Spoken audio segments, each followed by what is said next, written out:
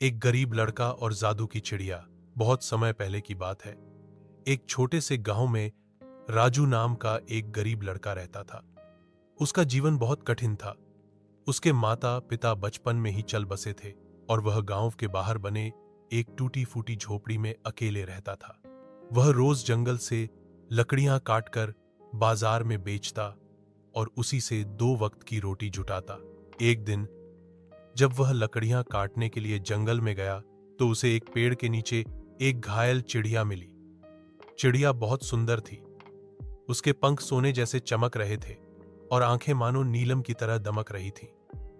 राजू ने चिड़िया को प्यार से उठाया और अपनी झोली में रखकर घर ले आया। कई दिनों तक उसने चिड़िया की सेवा की, उसे खाना दिया, उसकी मरहम पट्टी की और प्यार से उसकी देखभाल की। एक सुबह जब राजू उठा तो चिड़िया उसके कंधे पर बैठी थी। चिड़िया बोली, राजू, तुमने मेरी जान बचाई है। मैं कोई साधारण चिड़िया नहीं हूं, मैं एक जादू की चिड़िया हूं।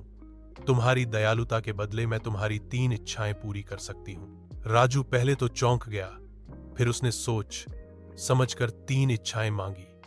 पहला, उसके गांव में कोई भूखा न सोए। दूसरा, सभी बच्चों को शिक्षा मिले।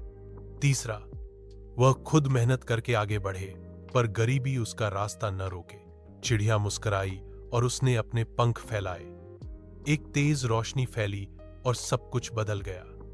गांव में अन्न का भंडार भर गया, हर गली में एक स्कूल खुल गया और राजू को पढ़ने के लिए एक अच्छा गुरु मिला।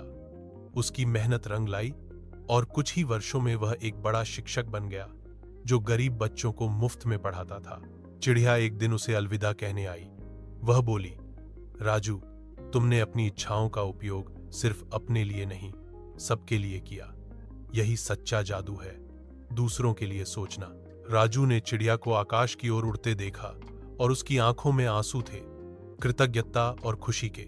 सीख, सच्चा जादू दूसरों की मदद करने में है। दयालुता और सेवा से बड़ा कोई चमत्कार नहीं।